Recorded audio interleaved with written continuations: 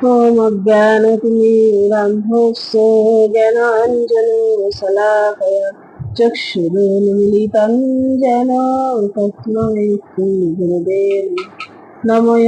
विष्णुपदाय कृष्णप्रेष्ठाय भूतले श्रीमते जयपताका शमिति नामः।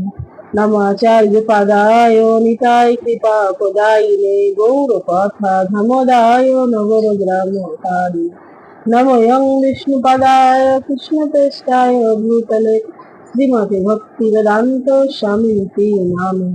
नमस्ते सरस्वती देवे गौरवाणी प्रचारिणे निर्विशेष शून्यवादी पश्चात्प्रदेशतारिणे वञ्चाकल्पतरुभ्यश्च कृपा सिन्धुभ्येव च पतितानां पावनेभ्यो वैष्णवेभ्यो नमो नमः। नमो वृन्दावै तुलसीदेव्यै प्रिया वै केशवस्य च विष्णुभक्तिपददेवी सत्त्ववत्सै नमो नमः। हे कृष्ण करुणा सिंधु दीनबन्धो जगत्पते गोपेश गोपिका कान्तो राधाकान्तो नमोस्तुते। तप्तकाञ्चन गौराङ्गी राधे वृन्दावनेश्वरी विश्वभानु सुतदेवी प्रणमामि हरिप्रिये। नमो महावदनाय कृष्ण प्रेम पदायते कृष्णाय कृष्ण चैतन्य नाम्ने गौरे किशेन। जय श्री कृष्ण चैतन्य प्रभु नित्यानंद श्री अद्वैत गदाधर शिवासादि श्री भक्तवृंद। हरे कृष्ण कृष्ण कृष्ण हरे हरे हरे राम राम राम हरे हरे। ओम नमो भगवते वासुदेवाय ओम नमो भगवते वासुदेवाय ओम नमो भगवते वासुदेवाय। শ্রীমদ্ ভগবদ গীতা যথাযথ তৃতীয় অধ্যায় কর্মযোগ শ্লোক সংখ্যা 12। ইষ্টান ভোগার বিবদেবা দাস্যন্তে যজ্ঞে ভাবিতাঃ তৈদাত্তং প্রদয় ভোজ ভুঙ্ক্ষেতেন এব স। এই শ্লোকের অনুবাদ। যজ্ঞের ফলে সন্তুষ্ট হয়ে দেবতারা তোমাদের বাঞ্ছিত ভোগ বস্তু প্রদান করবেন, কিন্তু দেবতাদের প্রদত্ত বস্তু তাদের নিবেদন না করে যে ভোগ করে সে নিশ্চয়ই চোর। তো আমরা কর্মযোগে আলোচনা করছি।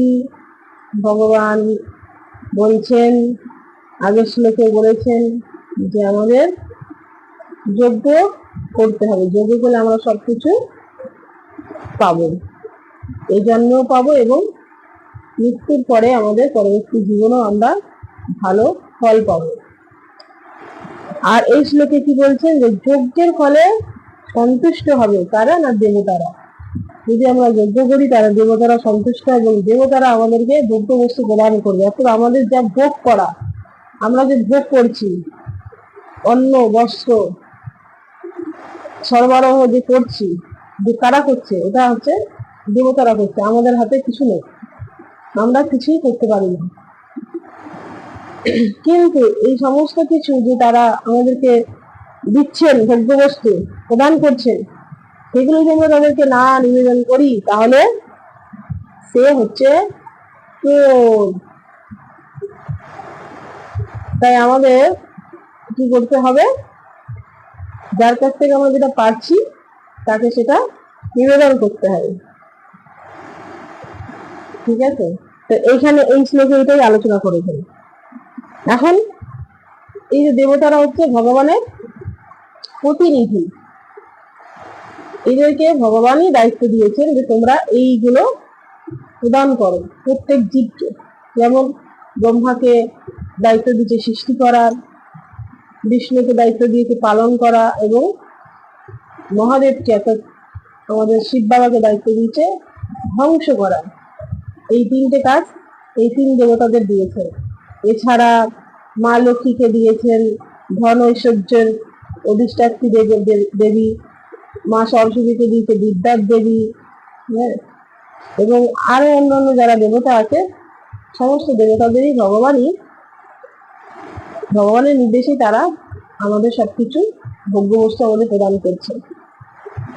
এখন এই যে দেবতা 33 কোটি দেবতা, সবাইকে তো আর আমরা আলাদা আলাদা ভাবে পুজো করতে পারি না, ভোগ নিবেদন করতে পারি না, বা আমরা যার কাছ থেকে যেটা পাচ্ছি সেটা আমরা তাদেরকে দিতে পারছি না। তাহলে আমরা কি করব? আমরা এমনও আছি যে আমরা 33 কোটি দেবতার নামও জানি না। 33 কোটি দেবতাকে আমরা কোথায় ঘরে বসাবো সেই জায়গাও হয়তো আমাদের নেই। তাহলে আমরা একটা কাজ করতে পারি, সেটা হচ্ছে ভগবান শ্রীকৃষ্ণের পূজা। ভগবান যার থেকে এই 33 কোটি দেবতাও সৃষ্টি হয়েছে, সেই ভগবানকে যদি আমরা পুজো করি, তাকে ভোগ নিবেদন করি, তাহলে 33 কোটি দেবতাও সন্তুষ্ট, তারাও সন্তুষ্ট হয়ে যাবে এবং আমাদের কোনো পাপ হবে না, আমরা চোরে পরিণত হব না। তাই আমাদের উচিত আমাদের ভোগ্য বস্তু ভগবান শ্রীকৃষ্ণকে নিবেদন করে, আমরা যদি নতুন বস্ত্র পরি সেটাও ভগবানের চরণে আগে অর্পণ করে তারপরে আমরা গ্রহণ করব। আমরা যদি কিছু রান্না করি সেটাও ভগবানকে দিয়ে তাদের ভোগ্য করব। তাহলে কি হবে? এতে ভগবানও সন্তুষ্ট এবং দেবতারাও সন্তুষ্ট। তা না হলে কিন্তু আমরা সকলেই চোরে পরিণত হব, সাক্ষাৎ গীতাতেই বলা হচ্ছে। তাই আসুন আমরা ভগবানের সেবা করি। আগামীকাল অক্ষয় তৃতীয়া, একটি বিশেষ বিশেষ দিন।